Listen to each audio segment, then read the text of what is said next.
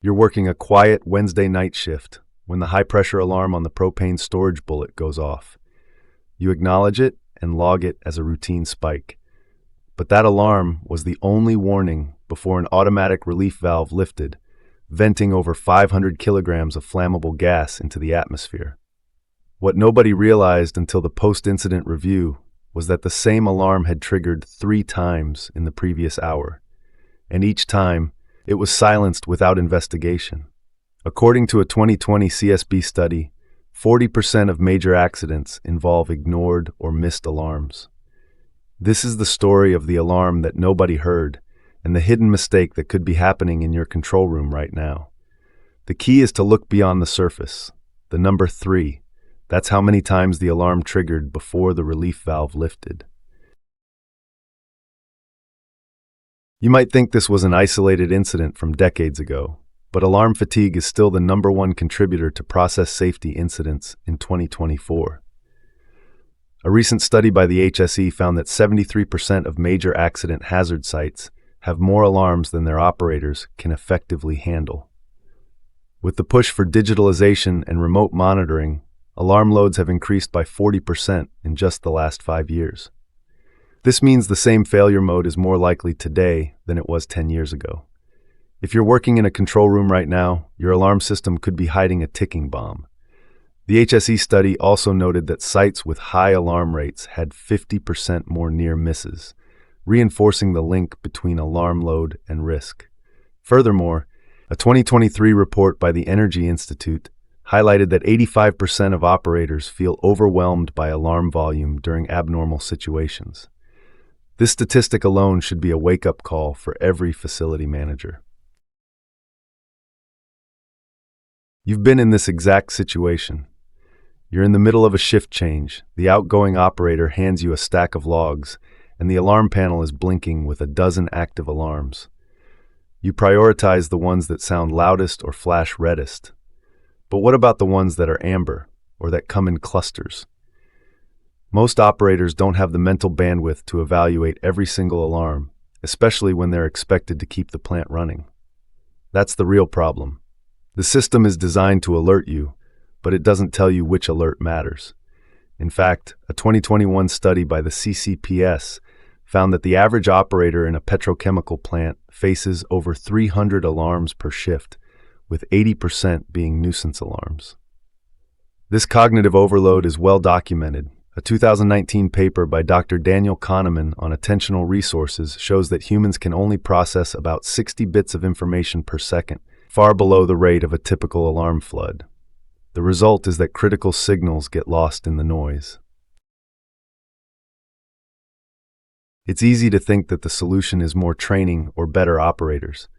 That makes sense, because if people would just pay attention, the alarms would be caught, right? But the evidence says otherwise.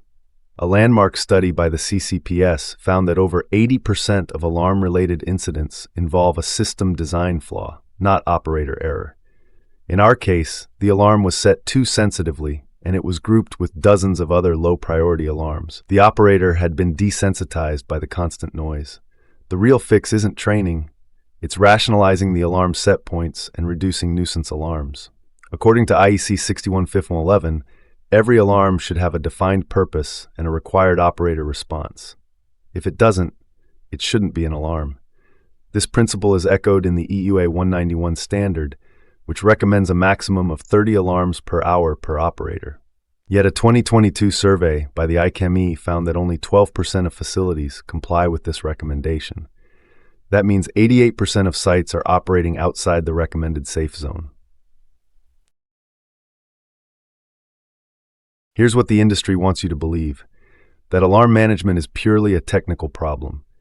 If you buy the right software and configure the set points correctly, the alarms will be manageable. But here's what no one tells you. The real issue is organizational culture. In the incident we're analyzing, the shift supervisor had a target to reduce the number of standing alarms.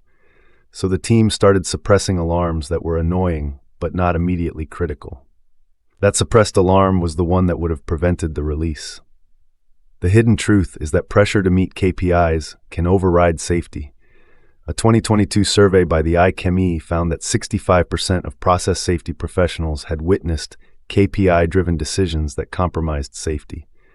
This is further supported by a 2021 analysis of 100 incidents by the CSB, which cited production pressure as a root cause in 47% of cases.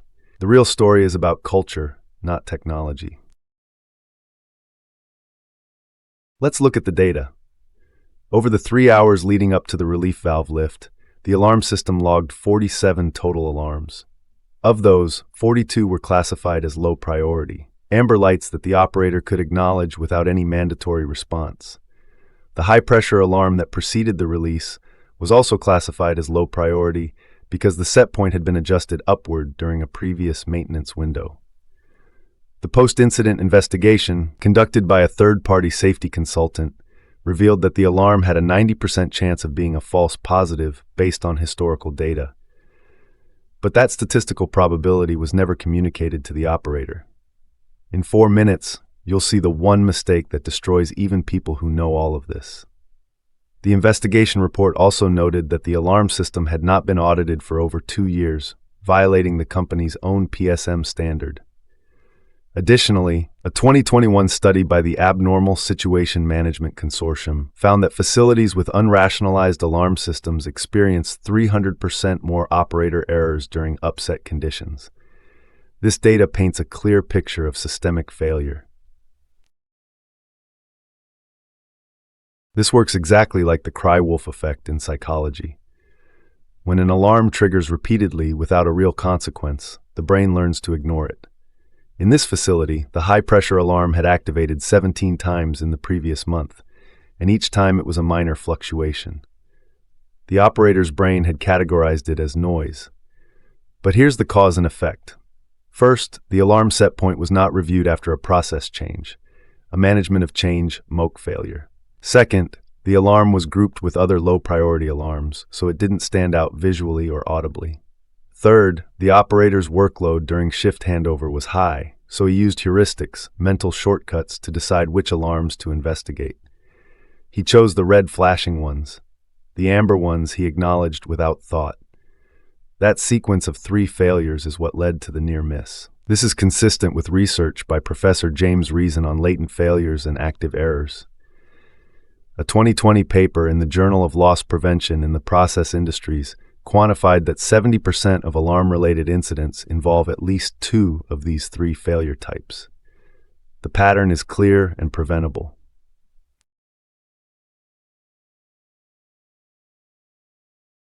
The biggest mistake wasn't the operators. It was the decision, 6 months earlier, to change the alarm set point without a proper MOC review. A process engineer had noticed that the high-pressure alarm was triggering during normal startup, so he raised the set point by 10% to reduce nuisance alarms. He didn't document it, and he didn't run a haze-op. That single, seemingly sensible adjustment turned a critical safety barrier into background noise.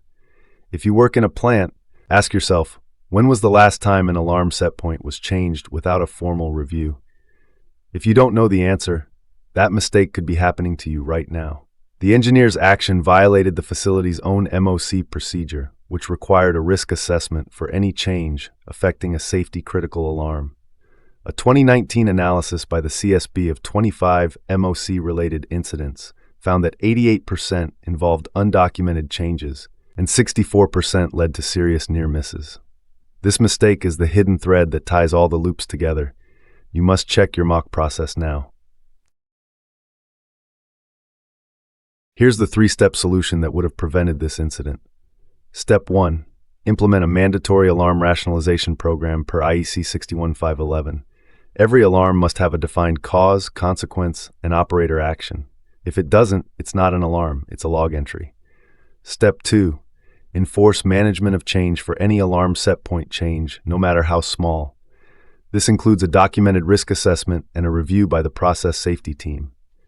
Step 3. During shift handover, require a dedicated alarm review where the outgoing operator highlights any alarms that have activated more than twice in the last hour. That simple check would have caught the repeating high-pressure alarm. These 3 steps close the gaps we saw in Loop A and Loop D. You now have the tools to prevent this at your facility. Start by auditing your own alarm system this week. Use a simple checklist. Are all alarms rationalized? Are MOSI procedures followed? Is the shift handover alarm review mandatory? Take action now to protect your team. You now understand what 97% of people in process safety never figure out, that alarm fatigue is not a human error problem, it's a system design problem. And you know the 3 steps to fix it. A facility in the Gulf of Mexico applied these exact steps after a near miss in 2019 and reduced their alarm load by 60% within 6 months. They haven't had a single alarm-related incident since. If that's not proof, I don't know what is. Now use what you've learned. Check your facility's alarm rationalization program, review your MOC procedures, and start a shift handover alarm review tomorrow.